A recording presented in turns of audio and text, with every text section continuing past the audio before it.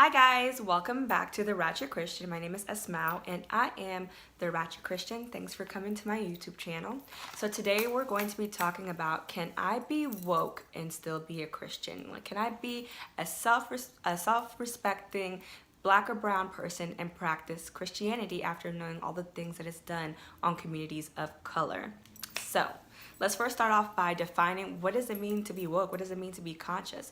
And to me, my idea of it is to kind of know the underlying messages behind things, like just kind of knowing the hidden agenda of certain aspects of society, and not taking things at face value just because somebody says that this is what happened. That doesn't mean that's what necessarily happened. Like being woke to what's really going on.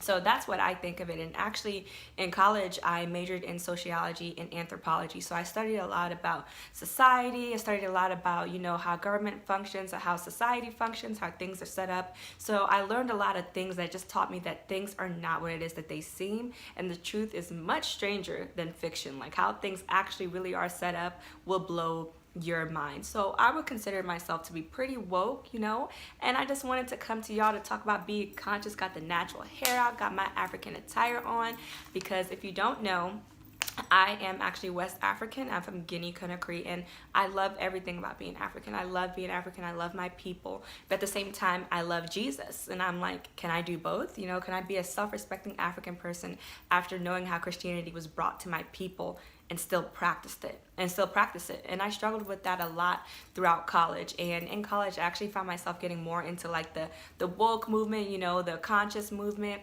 I spent time on YouTube listening to guys like Dr. Umar Johnson, Brother Polite, Dick Gregory, David Banner was dropping gems. And I just kind of started to not believe in Christianity as much. I started to get more into spiritualism and meditating and doing yoga and balancing my chakras. And I didn't burn sage. I didn't go there.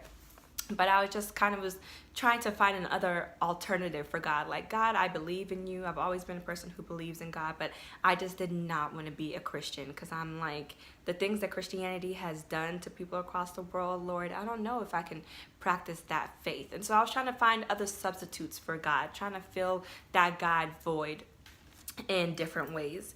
And I was getting more knowledge, but I was also getting more hate and rage towards other races, specifically white people. I started not to like white people. I'm like, I'm learning all these things in college, like the things that are done in history, like how consent is manufactured, how they purposely keep the working class poor, and things about healthcare, and how black people are systematically oppressed, like how it's actually built into the infrastructure. They go out of their way to keep black people from one another, to keep them from succeeding.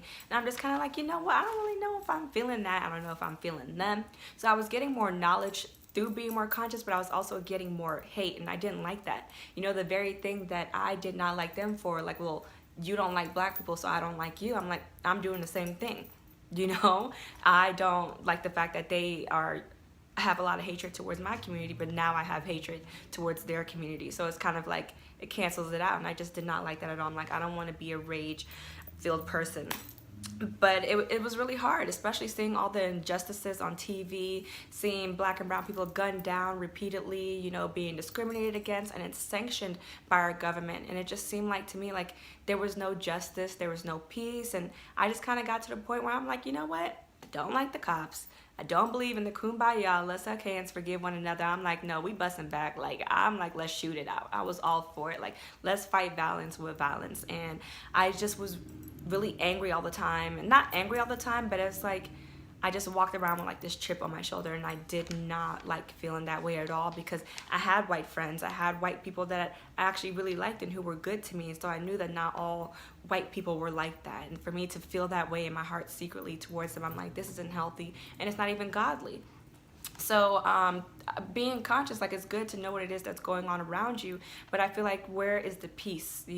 At what point did we get peace from the things that are happening in our community? And I needed God for that, but I just didn't want the white man's God. I didn't want Jesus, but Jesus wanted me, and so he continued to pursue me throughout college. And so I just prayed one day. Well, actually, I was born a Muslim, raised a Christian, but I also have studied with Jehovah's Witnesses. I've studied with Mormons, almost studied with Scientologists, but I'm like, nah, like I can't go all the way over there with that nonsense. But I'm a person who likes religion. I've studied religion throughout college, and it's just something that interests me, and I've always believed in God. And so I just kind of asked God, like, how do you want me to worship you? You know, please don't allow me to follow a faith that's wrong. You know, let me, not let me, but it's like, however way that you want me to worship you, God, lead me to that. If you want me to be a Muslim, I'll be a Muslim. If you want me to be a Hindu, I'll be a Hindu. You know, I'm willing to worship you in whichever way that you want me to worship you. I just want to worship the truth. I don't want to be living a lie thinking that I'm worshiping you the whole time, and then I die and I meet you. You're like, nah, fam, you were wrong. And so I prayed that prayer specifically as I was getting out of college. And God slowly was pulling me back towards Christianity, pulling me back towards the church and the Bible. You know, when I was going through things in life, like the only thing that could make me feel better was to pray and to read the Bible. And I found more peace in church than I ever did through meditation, that I ever did through balancing my chakras. And I found more peace through sermons than I ever did from any talk from some conscious community on YouTube. So God slowly started to lead me back into Christ, and he began to give me peace about the injustices that I was seeing. I just felt so hopeless, like as a black and brown people, when you have a system that's so against you and it's blatant and it's public, you know, you can be shot on camera and then they're like, well, we need more evidence. I'm like, God, what kind of world is this? Like, how can I believe when all this stuff is going on? But God started to give me peace, and he gave me peace by telling me that, you know, no injustice goes unserved. Whether you pay for it in this lifetime or when you're going to pay for it when you meet God. Either way, you don't get away with anything. So we may not be getting peace. Those officers who are shooting black people on the street and they're getting away with it, they're not getting away with nothing. You're better off serving your time here than it is to meet God and look at him in the face, and he's going to pass you your sentence. So God just told me that I'm there. I see everything. At the end of the day, you shall reap what it is that you sow, both good and bad. Those people who sow destruction, who sow death and murder into the black community, they themselves will reap that into their community. And I'm like, okay, I feel you. And then also God was just kind of showing me in ways that I need to put the government in its proper position. You know, the government is not more powerful than God. There's no police agency that's more powerful than God. There's no world system that's more powerful than God. At the end of the day, he has the last say. They may seem to have power right now, but things aren't always going to be this way. And also the battle is already won. You know, the end is already written in the Bible. We already know how things are going to get down. And so these are just things that we're going to see until Jesus comes. And God was just telling me, put the man in his proper perspective. Put the government in their proper perspective. They're going to do what it is that they're going to do. But I'm going to do what it is that I'm going to do for you regardless. Anyways, I'm in control. So you don't worry about what Donald Trump got going on. You come to me. You want to get into a country, you come to me. I don't care what type of immigration laws are being passed. I'm Jesus. You pray to me and I'm going to make it happen. I don't care if they say that you can't get into college or this and this and that. I don't care if they want to discriminate against you when you're going to go get a job because of your name, because of the color of your skin. If I say that you're going to get that job as God, I'm going to give you that job, because promotion comes not from the east or from the west, but it comes from God. Everything that we get is from him. The government doesn't give us anything. If anything, they're the messengers. They deliver it, but our hope is not in them. Our hope is in God. And so that's one way that he gave me peace about the things that I was seeing in the community. And so Psalms 50:10, it says, For every animal of the forest is mine, and the cattle on 1,000 hills. That's just God saying, everything belongs to me. I don't care if Monsanto wants to put their label on it. I don't care if this company wants to own this and brand that. At the end of the day, it's all mine. Everything on this earth is mine. It belongs to me. You ask me for it, I'm going to give it to you. And Psalms 24:1, it also says, the earth is the Lord's and the fullness thereof, the world and they that dwell therein. We belong to God. We're God's people. We don't belong to no Democratic Party. We don't belong to no Republican Party. We don't belong to a prison system. We don't belong to anything. We belong to God.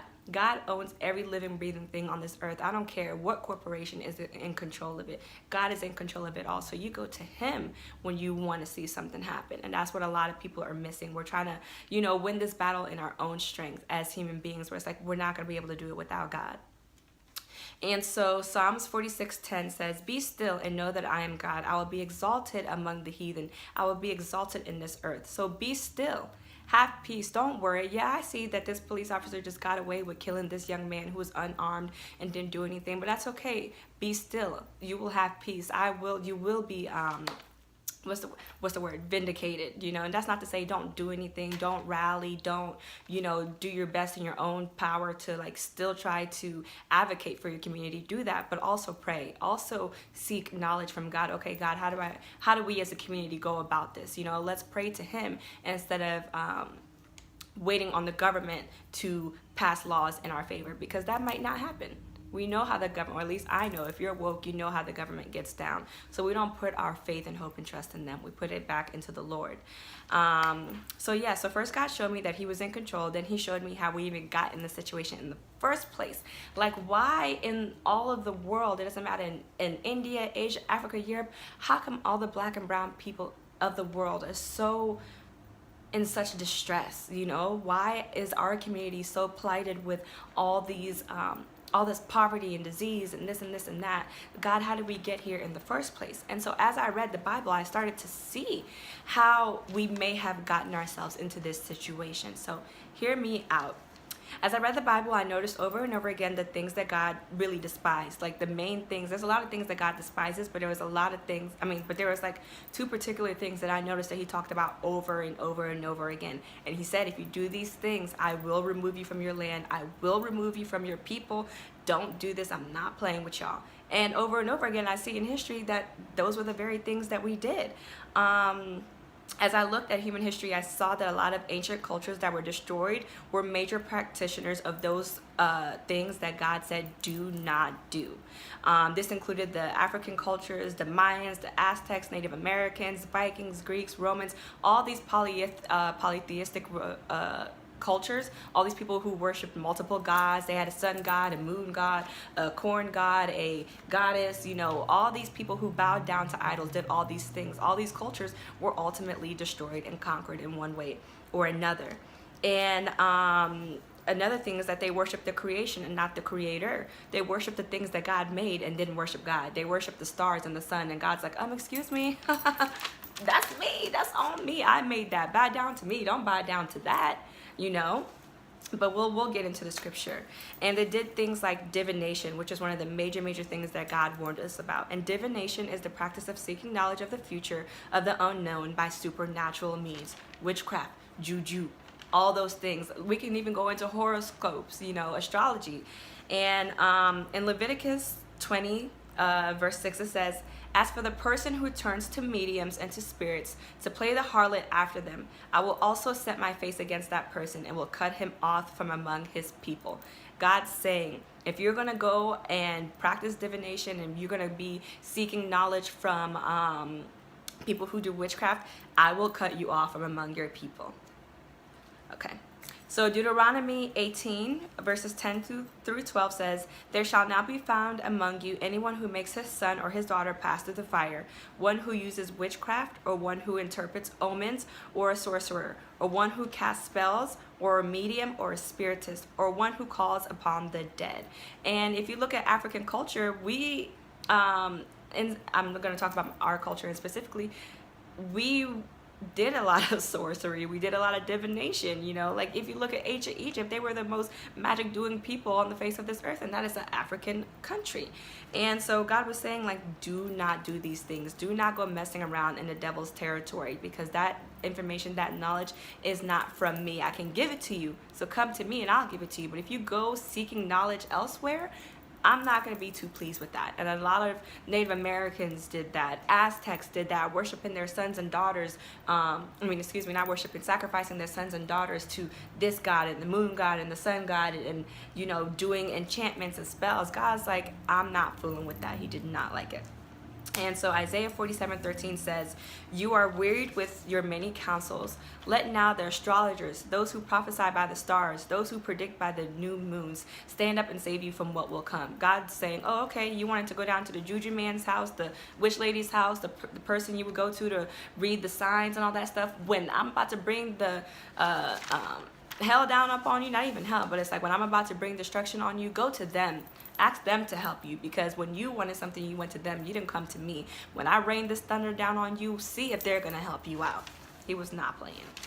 And so God warned us against divination a lot. Clearly, concisely, that was just a few verses. There's many, many more. And he was talking to the Israelites, but I also feel like that can be applied to us in specific. I feel like the Bible is mostly talking about black and brown people. The Bible took place in the Middle East and Africa. This is the history of Middle Easterns and African people. So from slavery, God was just telling me, like, your people were meddling in all these things that I told them not to do. While I didn't want to bring this great evil down upon them that was slavery, I did not sanction it. This is a repercussion when I tell you not to do things and you do them. You shall be cut off from your people and you will be taken from your land. And we were cut off from our people and we were taken from our land.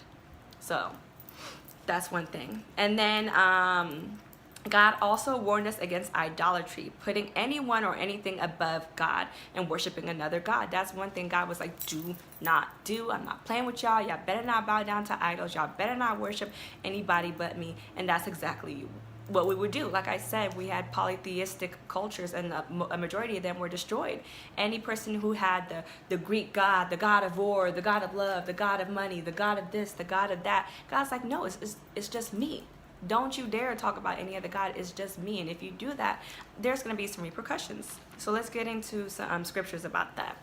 Exodus chapter 20 verse 4 says, "You shall not make for yourself an idol or any likeness of what is in heaven above or on the earth below or in the water under the earth." Don't make no statues for yourself. Don't have the freaking reptile god over here looking like that. Don't worship this turtle dove. Do not do that. And then in Deuteronomy chapter 5 verse 9 it says, "You shall not worship them or serve them, for I, the Lord your God, am a jealous God, visiting the iniquity of the fathers on the children, up to the third and fourth generations of those who hate me." God says, do not worship them. Do not make something with your hand and then bow down to it, because I'm jealous. I'm jealous for you. I love you. I want you to myself. And if you do these things, I may not punish you, but I will visit your sins onto your children up to the third and fourth generation. And I feel like us as black and brown people, we're here suffering now because we're up to the third and fourth generation. We're here paying for the things that our ancestors did, making things with their hands and bowing down to it, and we're still reaping what it is that they sowed. And Isaiah chapter 44 verses 14 through 20 says, this is one of my favorite verses too. It was super long, so I didn't write it all the way down, but we gonna read it up in here. I just love this verse. So Isaiah 44 14 through 20 says, He hewed him down cedars, and taketh the cypress and the oak, which he strengthened for himself among the trees of the forest. He planteth an ash, and the rain doth nourish it. Then shall it be for a man to burn, for he will take thereof and warm himself. Yea, he kindled it and baked bread. Yea, he maketh a god and worshipped it. He maketh it a graven image and falleth down thereto. He burneth part thereof in the fire, with part thereof he eateth flesh. He roasts, and he is satisfied. Yea, he warmeth himself and saith, Aha! I am warm, and I have seen the fire. And the residue thereof he maketh a god, even his graven image. He falleth down unto it, and worshipeth it, and prayeth unto it, and saith, Deliver me, for thou art my God. They have not known, nor understood, for he hath shut their eyes, and they cannot see, and their hearts that they cannot understand. And none considereth in his heart, neither is there knowledge nor understanding to say, I have burned part of it in a fire. Yea, also I have baked bread upon the coals thereof. I have roasted flesh and eaten it. And shall I make the residue thereof an abomination? Shall I fall down to the stock of a tree? Ooh! Listen, I'm done for the day. I'm just snatch my wig off, like I'm just done for the day. That verse just spoke so much to me. God's basically saying, human beings, you people, you will take a tree, cut it down, make a fire out of it, warm yourself, then use the rest of your fire to make food, and then whatever else is left of that fire, whatever wood you have left, you're gonna take it, carve it into a statue, then bow down to it like, this is my God, this is a tree God, I thank you for giving me life.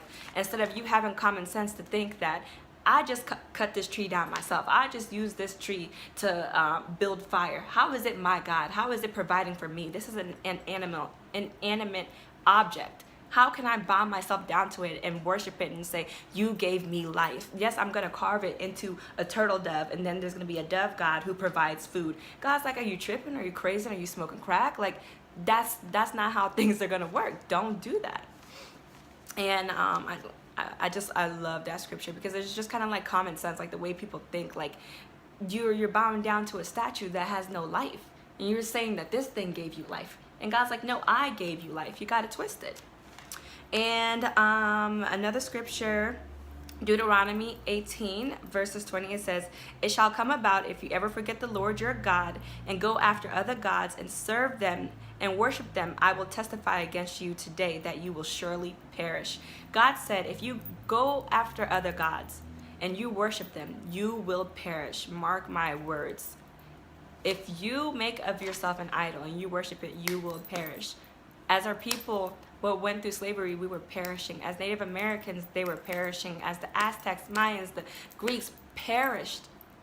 We were idolaters, we were idol worshippers, we did sorcery and witchcraft, and God clearly warned in the Bible. He might have been talking to the Israelites in specific, but I can be applied to people in general, like, do not do these things. I will destroy you if you do. Not that I want to, but these are my laws. Keep my commandments. And our people did not listen, and our people were packed up on boats and shipped to the United States. And I think it was because of our disobedience. It doesn't make it right, doesn't make it okay, doesn't make it fair, but we do have to be honest with ourselves and read the Bible and be like, okay, well, I'm seeing the theme here. Jeremiah 5:19 says, it shall come about when they say, why has the Lord our God done these things to us? Then you shall say to them, as you have forsaken me and served foreign gods in your land, so you will serve strangers in a land that is not yours. So when people ask, why is all this stuff happening to black people in America? Why is the plight in Africa so bad? People are starving. There's no food. There's no rain. There's no water. What's going on in India and Asia? Why are all these things happening? We need to think about, these were polytheistic cultures. They have multiple gods. They bow down to gods, graven images. And so basically God's just telling me to say, when you ask those questions, why is this going on in the world? Why are black and brown people so oppressed, so dominated, so mistreated? He's telling me to say to you, as you have forsaken me and served foreign gods in your land, so will you serve strangers in a land that is not yours. America, this is not our land. We are Africans. We're not supposed to be here, but we're here serving other cultures because of the things that we've done. But I believe the story does not stop there. I feel like God is giving God is going to use this for our good. You know, there's a Bible verse that says all things work together for good unto them that love the Lord. So I feel like this is part of God's greater plan. Like I said, he's in control. While I'm sure he did not want to bring this great evil upon us, that was colonization, that was slavery, and it was wrong, it was horrendous time, I think God's going to use it to bless this world, and has used it to bless African Americans and African in general. African people, you cannot go to any corner of the world and not find us, not find out our influence. American culture is black culture, and I feel like black and brown people, and black and Africans in specific, we are a blessed people, and God does have his hand on our lives if we were to surrender to him and to submit to him.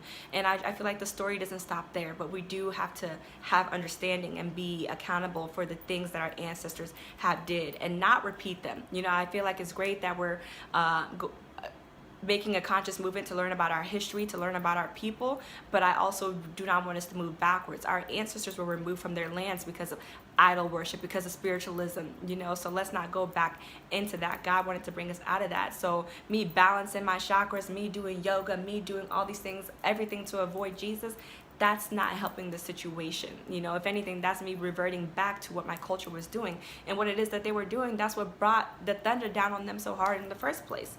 So, yeah, I'm just going to be a two-part series. I'm going to stop it here because it's already long. We're going to finish the rest of this next week. So this is the beginning of why it happened, how it happened, and then tomorrow we're going to, not tomorrow, next week we're going to address the okay, now what aspect of it, and then also talk about the other aspect of it, of, you know, the slave masters and the things that they did, because they weren't in the right, you know, just like our people wasn't in the right, neither were theirs. So we'll talk about it more. The conversation doesn't stop here, and let's talk about it, let's discuss it, and see if we can all come to an agreement or an understanding. Thank you guys for tuning in. I appreciate it. I know it's long, but if you're interested, you will stay and watch the whole thing. So I'm girl.